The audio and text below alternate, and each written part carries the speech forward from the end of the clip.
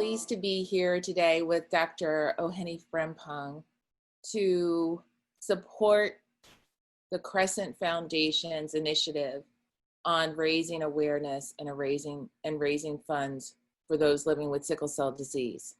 It's important to know that there are 100,000 living with sickle cell disease here in the US. So an initiative that supports raising $1 to represent every one of those 100,000 individuals and educating 100,000 individuals on sickle cell disease is an initiative that I definitely understand and support. I'm hoping that one of the things that we can do is have a conversation about the importance of community-based organizations, not only here in the US, but nationwide. A lot of what I understand about community-based organizations is the ability to create awareness for sickle cell disease, to be able to support social services for those living with sickle cell disease that also improves their health, partnerships within the community to improve the lives of those living with sickle cell disease. And I think that we can speak to how this is developed in the US and globally. So Dr. Ohene-Frempong, I'm hoping that you can shed some light on the history of community-based organizations here in the US, how they were started, and what that original intent was for the community-based organization program. Thank you so much, Kim. I'm delighted to share this conversation with Dr. Kim Smith-Whitley, who both of us sort of got our training and our professional careers through Children's Hospital of Philadelphia. And it's just so gratifying to see that some of the young people that we had worked with when they were much younger as patients have now become young adults, and they're leading this Crescent Foundation effort. And I think that their experiences have taught us a lot about what sickle cell patients and their families go through.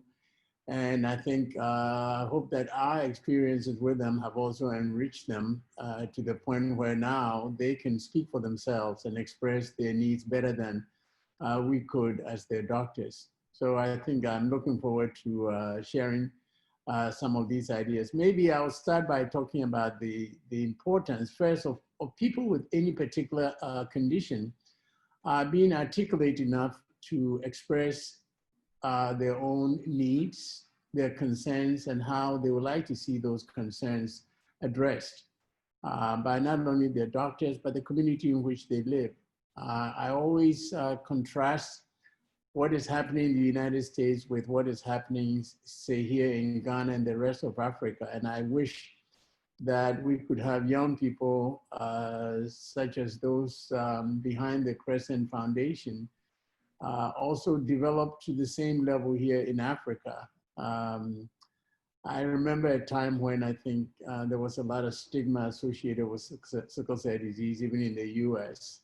And whenever I'm here in Ghana, the major issue that patients complain about is stigma. So I think that the Crescent Foundation and other community-based organizations can help us, lead us to try to solve their own problems that they can identify for us. Who better to speak about their problems than they themselves? Yes. So Dr. Ohene-Frempong, one of the things that is striking to me about the stigma associated with sickle cell disease is the need for pain management, often in emergency department or acute care settings. And one of the things that has impressed me about the Crescent Foundation is their willingness to take on advocating for equitable care in all settings, including the emergency department for adults living with sickle cell disease in particular. One of the things that's striking to me is that they have a unique voice when raised, particularly with hospital administrators. Their voices are heard in a different way than the voices of physicians. Can you talk about the role of patient advocacy and self-advocacy in the hospital setting, and the impact that it can have on providers, particularly those caring for individuals with sickle cell disease when they're experiencing pain?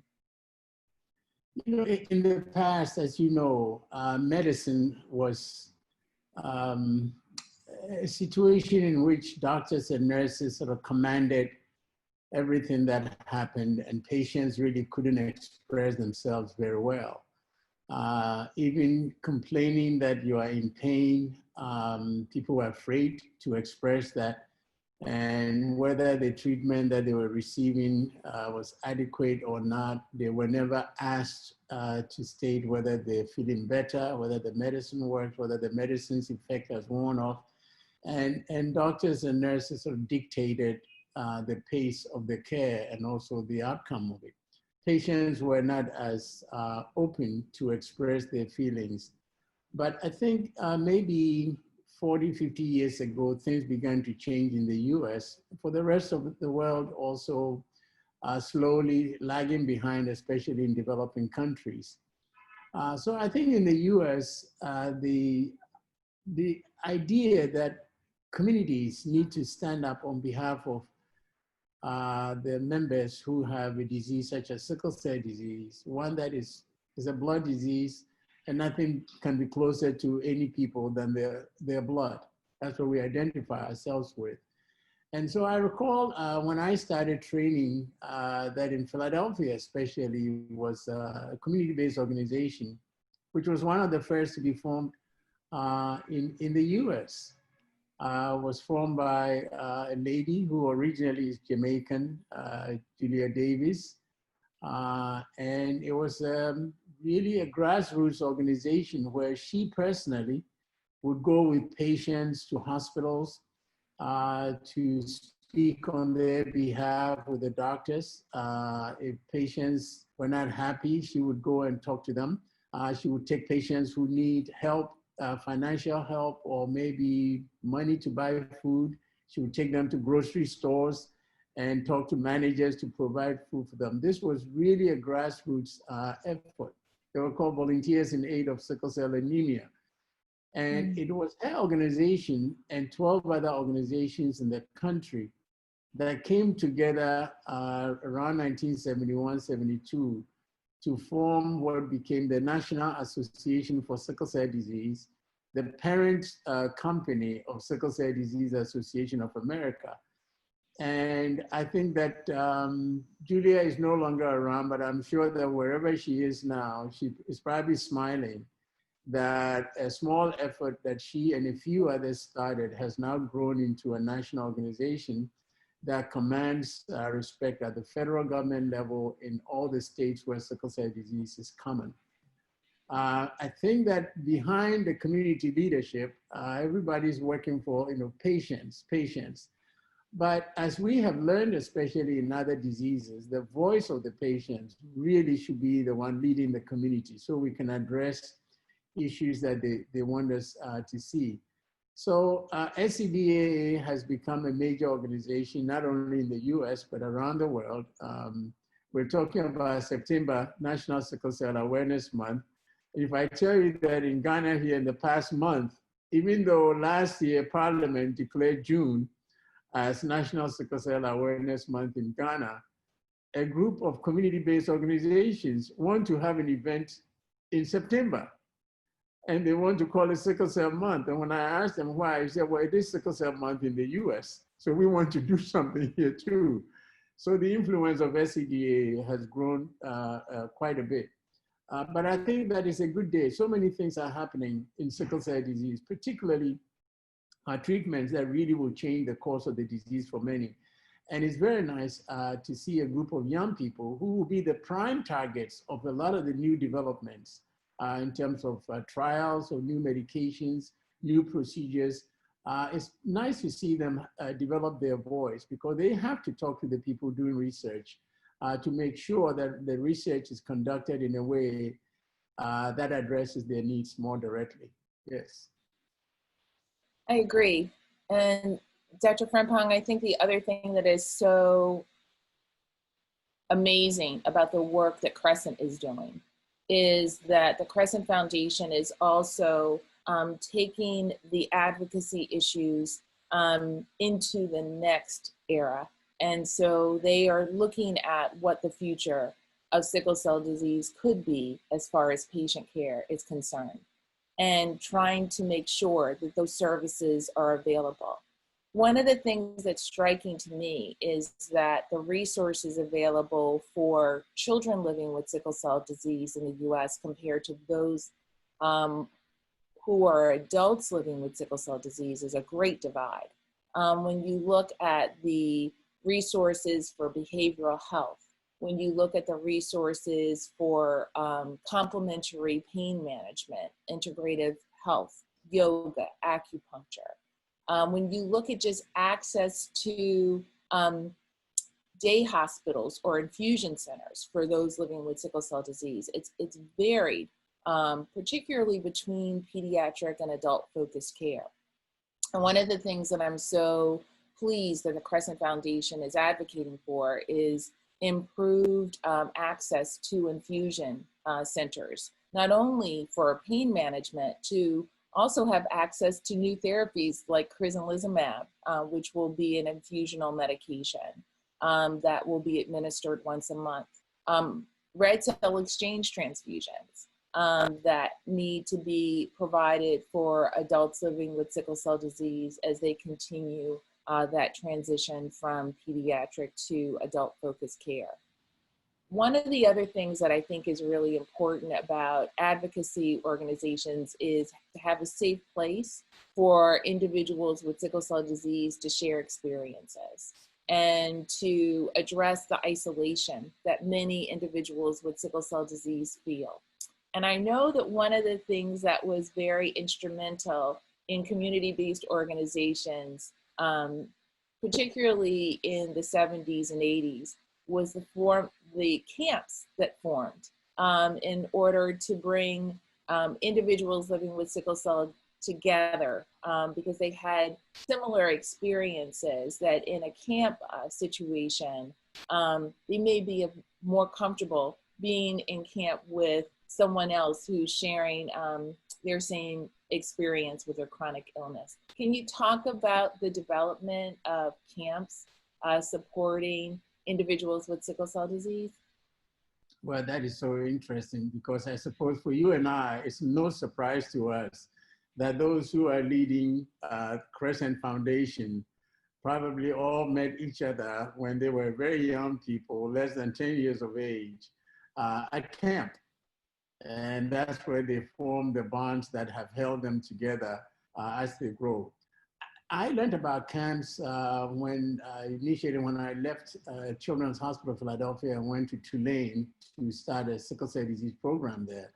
I knew that in Los Angeles, the community-based organization working with the Sickle Cell Center at USC had started these camps.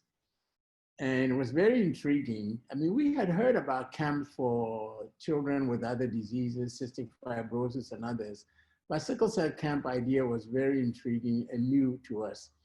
So I had one of the nurses, now retired from Los Angeles, actually come to speak at Tulane and to talk to us about some of the things they were doing for patients there. So with their encouragement, we started camp when I was at Tulane, and it became a really attractive thing for families and for all these children to come. And the same way that the children in Philadelphia eventually got to know each other so well through camp, develop confidence in themselves, see that they can accomplish a lot of things. As pediatricians, our role in the lives of the children we see is that we want to help them grow and become independent adults who can take care of themselves in spite of any health problem that they will have. And when we see any of the children that we were lucky enough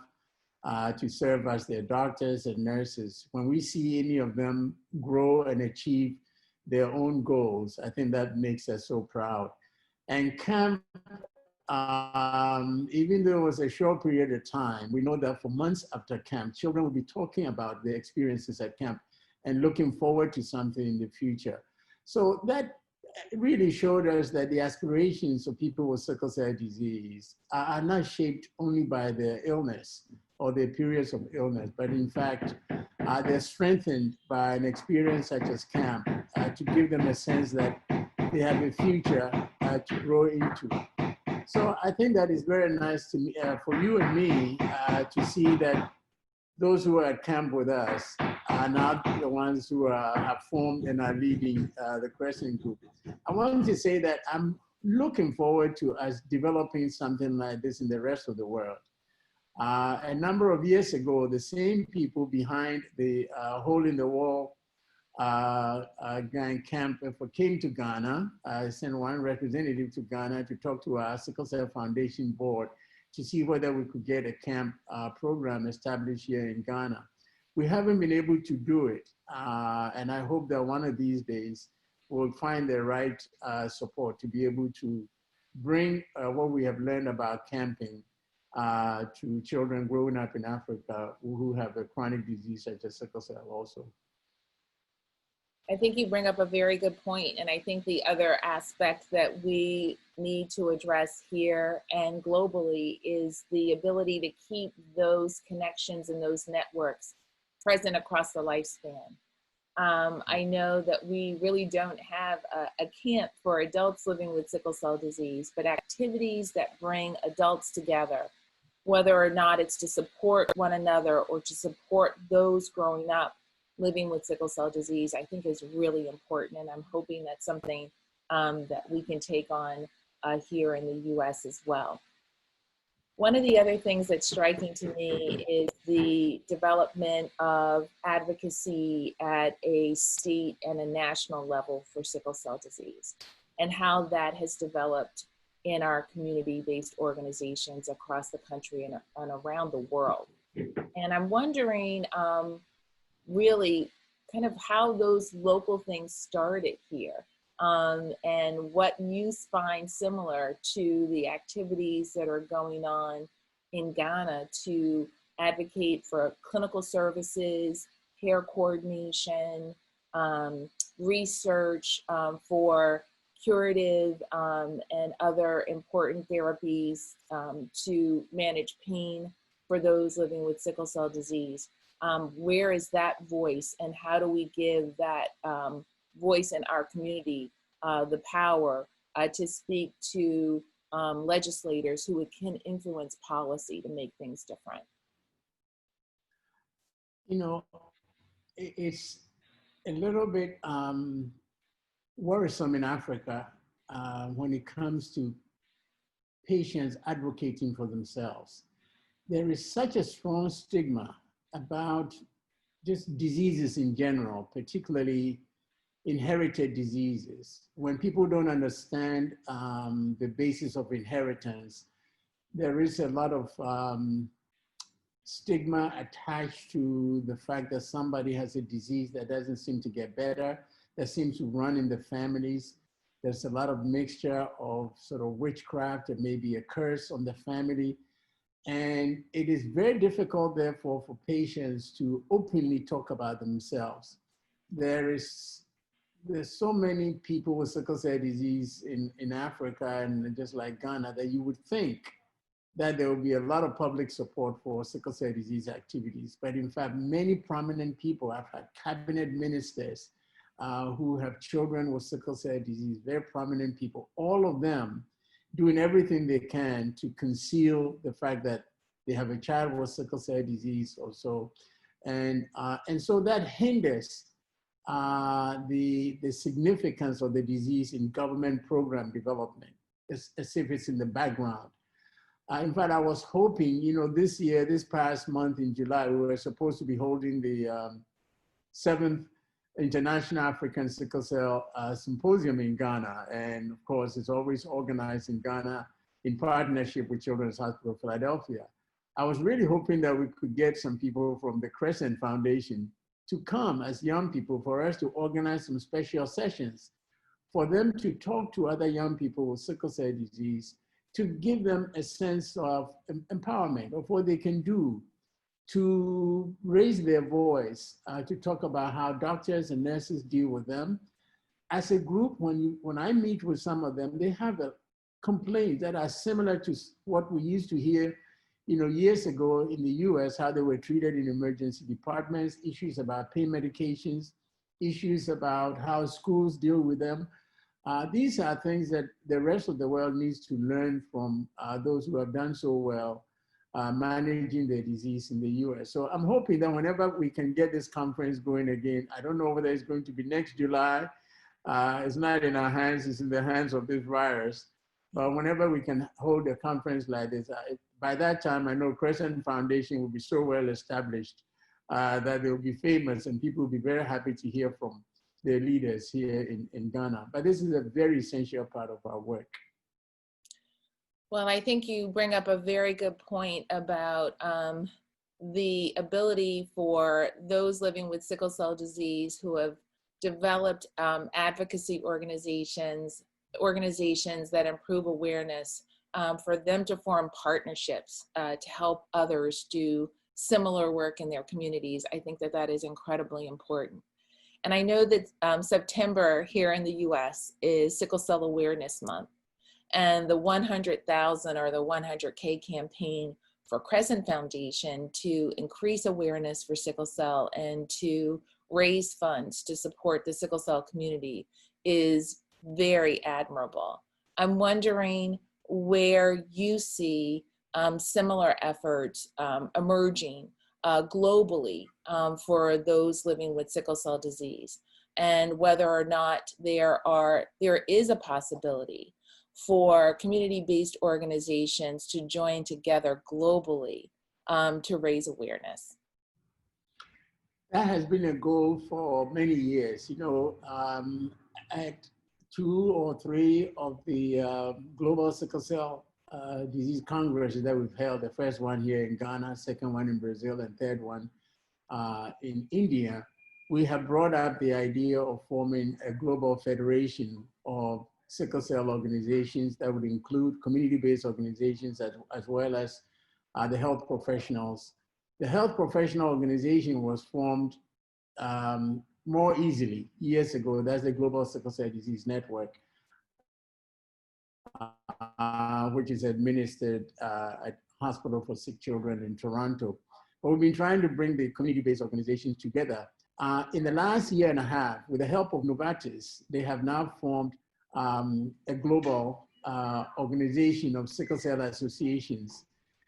And so I know that the US is represented by the president of SCDAA, and there are organizations in Europe, and in Ghana here we have a member of the Sickle Cell Association of Ghana who is part of that global organization. So they, as a board, are trying to see how they can help develop branches and country organizations.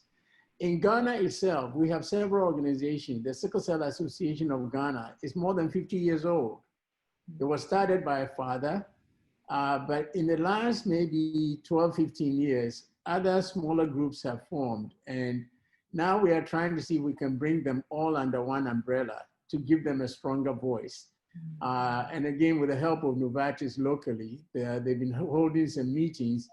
And our goal now is that by June next year, which will be a commemoration of Sickle Cell Awareness Month in Ghana, that we will have this coalition of all these organizations outdoored so that they can come together and begin their own programs in development. The Sickle Cell Foundation basically works with all of them and supports their activities. The foundation is dealing more with sort of government, international organization, fundraising, and program development. So we deal more with the doctors and nurses and how government can support us in starting more clinics.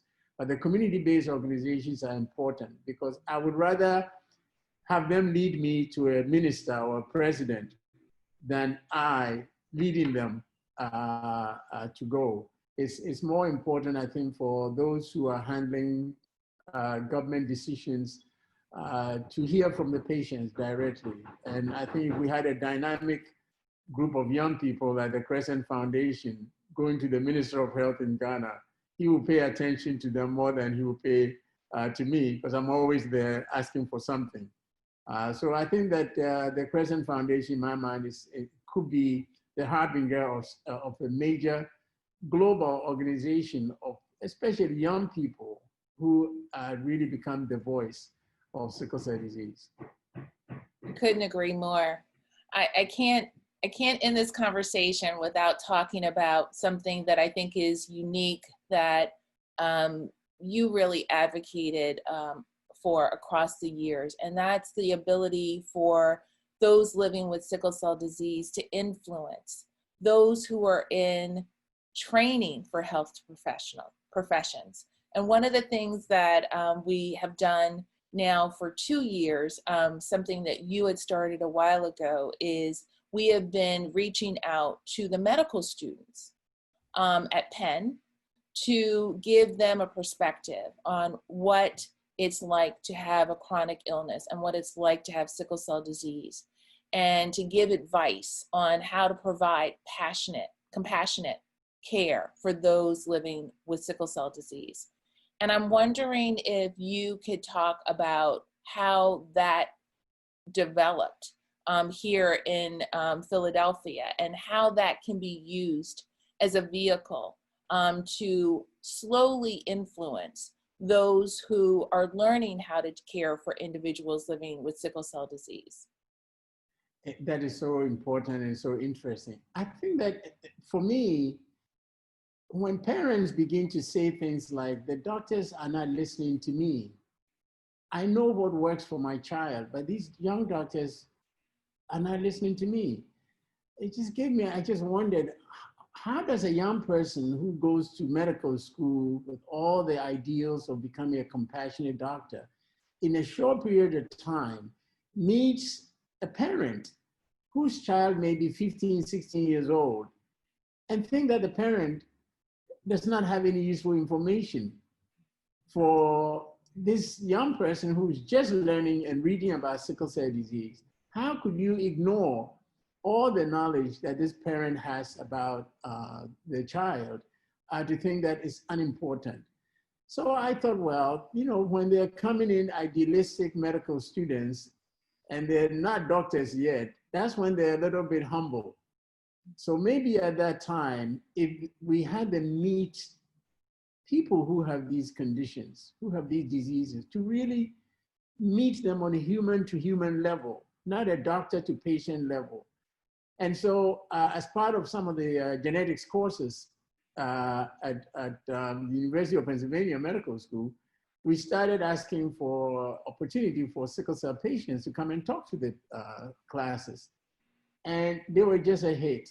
These young students were just so intrigued. First, to meet people in person who were not sick, but who have disease. Because in the hospital, almost everybody they see is there because they're ill. But to meet people, ordinary human beings, talk to you as equals and express what their life is about, what their wishes are, I knew that it would have a long-term impression on them. And I'm glad to know that this is expanding and is still going on. And now you have, you know, teachers from the Crescent Foundation can teach a class of medical students or young doctors and really change their perception about this disease and those who are affected by the disease, to give them more respect and pay attention to what they have to say in managing their lives and their disease. Well, I know that the Crescent Foundation is just beginning to build initiatives that will change the way that individuals with sickle cell disease are cared for, not only in Philadelphia, not only in the US, but hopefully will also have a global influence. I think this has been a great conversation, and I hope that the founders of the Crescent Foundation understand that they have a unique opportunity to raise awareness, to advocate for high quality, compassionate, equitable care for those living with sickle cell disease, to fund research that makes a meaningful difference in the lives of those with sickle cell disease, and ultimately to advocate for things that improve quality of life, not only in the pediatric world, but across the lifespan. Yes, we wish them so well, and their successes, we hope, can be duplicated all over the world. And I know it won't be long before everybody will be talking about the Crescent Foundation. Thank you so much. We thank them for the opportunity. Yes, thank you.